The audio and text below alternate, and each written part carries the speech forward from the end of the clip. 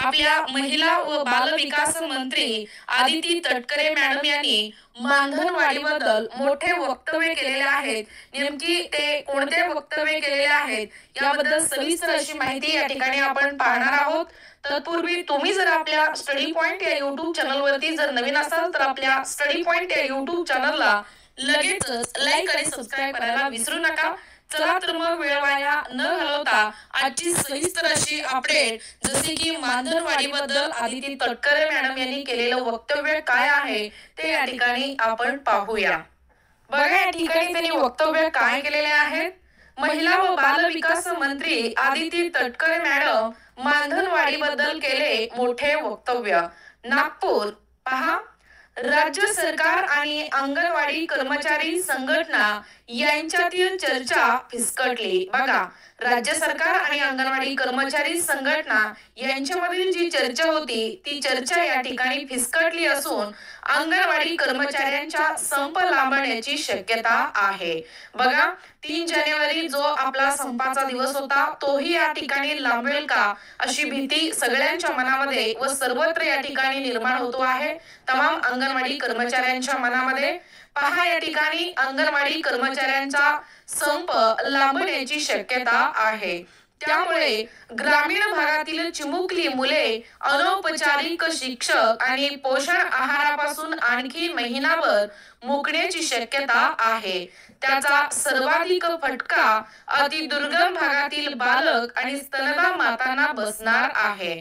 बघा, या ठिकाणी हा संप जो आहे तो संप आणखीन किती दिवस लांबणार आहे याची शाश्वती आपण देऊ शकत नाही, परंतु राज्य सरकार आणि अंगणवाडी कर्मचारी संघटना यांच्यामध्ये जी काही चर्चा आहे ती चर्चा या ठिकाणी फिसकटली असून हा जो संप आहे तमाम महाराष्ट्रातील अंगणवाडी कर्मचाऱ्यांनी पुकारलेला हा संप या ठिकाणी आणखीन लांबवणार असल्याची शक्यता आहे आणि त्याचा परिणाम ग्रामीण भागातील जी काही चिमुकले मुले आहेत जे अनौपचारिक शिक्षण आणि पोषण आहारापासून आणखीन महिनाभर मुकण्याची शक्यता आहे याचा सर्वाधिक फटका प्रामुख्याने अति दुर्गम भागातील जे बालक आहेत त्या बालकांना आणि स्तनदा मातांना याचा मोठा फटका बसणार आहे।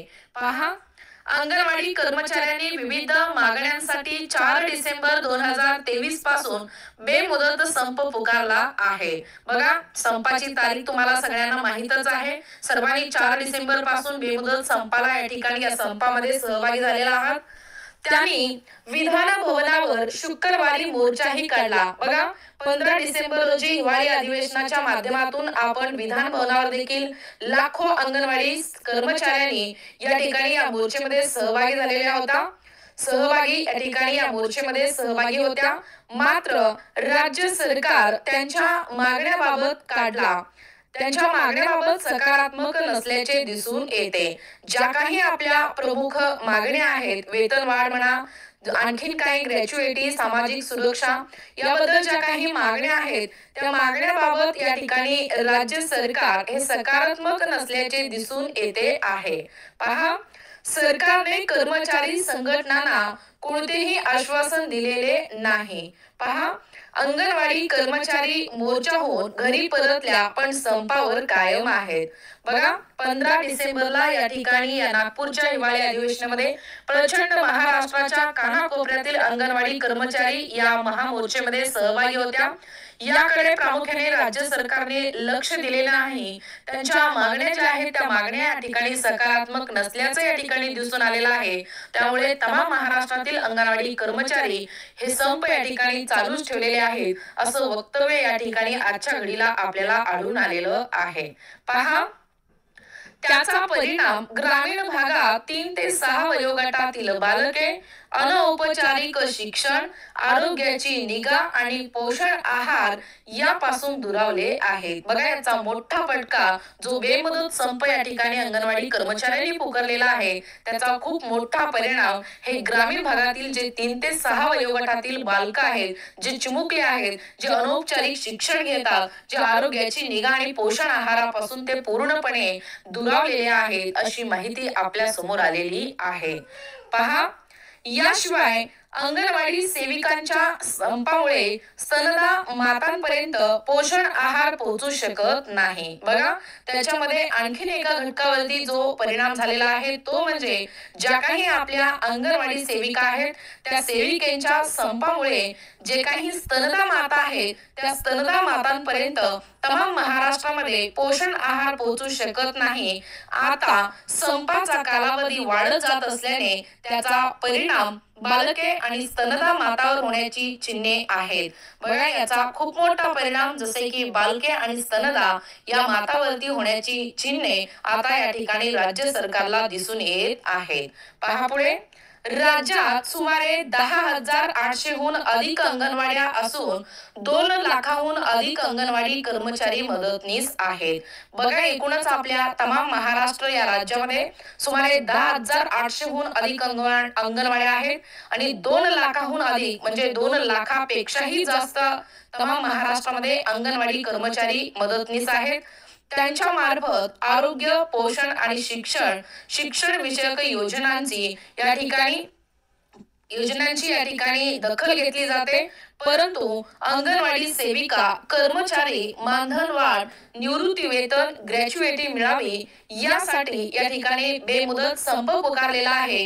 याबाबत नागपूर जनरल लेबर युनियन म्हणजे CITU नागपूर जिल्हा अध्यक्ष राजेंद्र साठे म्हणाले, कर्मचारी संघटनांच्या प्रतिनिधीला महिला व बाल कल्याण मंत्र्यांची भेट घेतली परंतु सरकार मागण्या मान्य करण्यास तयार नाही। बघा, या ठिकाणी जिल्हाध्यक्ष आपल्या Nagpur general labour union CITU Nagpur जिल्हाध्यक्ष राजेंद्र साठे म्हणाले की कर्मचारी संघटनाच्या प्रतिनिधींना महिला व बाल कल्याण मंत्र्यांची भेट घेतली परंतु हे वाक्य या ठिकाणी महत्वाचं आहे। बघा, सरकार मागण्या मान्य करण्यास तयार नाही असं या ठिकाणी त्यांनी हे विधान म्हणलेले आहे।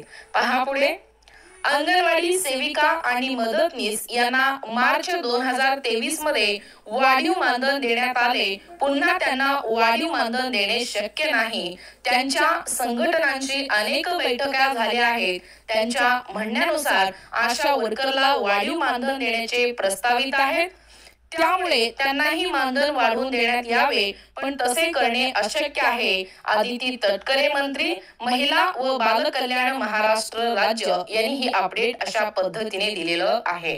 पहा, या ठिकाणी शेवटच्या ज्या क्षणी त्यांनी जे वाक्य उद्गारलेले आहेत बघा, अंगणवाडी सेविका आणि मदतनीस यांना मार्च 2023 मध्ये जे वाढीव मानधन देण्यात आलेलं आहे पुन्हा त्यांना वाढीव मानधन देणे शक्य नाही आणि त्यांच्या संघटनाशी अनेक बैठका झालेल्या आहेत।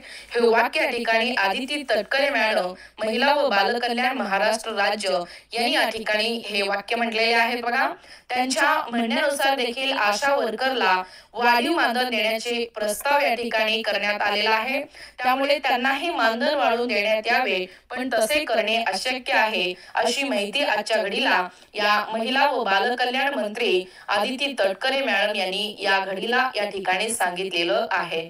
खरं तर त्यांच्या या ज्या काही अंगणवाडी सेविका मदतनीस मिनी अंगणवाडी सेविका आहेत यांना मार्च 2000 मध्येच या ठिकाणी वाढीव मानधन देण्यात आलेलं आहे अशी माहिती आदिती तटकरे मॅडम देत आहेत। परंतु सध्या सरकारने त्यांच्या मागण्याबाबत या ठिकाणी सकारात्मक भूमिका दाखवेन असं झालेलं आहे, असं आजच्या घडीला दिलेल्या अपडेट नुसार आपल्याला तरी समजतोय। परंतु या ठिकाणी जे होईल ते होईल, परंतु राज्य सरकार सध्या अंगणवाडी कर्मचारी यांच्यामध्ये असली तरी तमाम महाराष्ट्रातील अंगणवाडी कर्मचाऱ्यांना एकच विनंती आहे, हा बेमुदत संप म्हणजे बेमुदत संप, सर्व सरकारी कामावरती बहिष्कार म्हणजे बहिष्कार। येत्या सरकारला या शासनाला या ठिकाणी जाग आणून द्यायचं आहे। एक ही हेच बळ, लढेंगे जितेंगे असं जे काही वाक्य आहे ते शासनाला जाग आणून देणं गरजेचं आहे। त्यामुळे तुम्ही एकजुटीने राहा, एकी हेच बळ या म्हणीप्रमाणे तुम्ही येत्या 3 जानेवारी पर्यंत बेमुदत संप पुकारा आणि जे काही निर्णय येतील ते आम्ही आमच्या चॅनलच्या माध्यमातून तुम्हाला लवकरात लवकर तर कळवूच। परंतु तुमचा जो संप आहे तो संप या ठिकाणी माघार घेऊ नका, तुम्हाला या संपामध्ये खूप मोठं यश मिळणार आहे जर तुम्ही सर्वांनी एकी होऊन या ठिकाणी या महामोर्चेमध्ये या धडाडीने या महामोर्चेमध्ये जर तुम्ही सामील झालात तरच होणार आहे। त्यामुळे पुन्हा एकदा सर्वांना आवर्जून आपल्या चॅनलच्या वतीने सर्वांना नम्र विनंती आहे की तुम्ही सर्वांनी एकजुटीने या लढ्यामध्ये उतरा।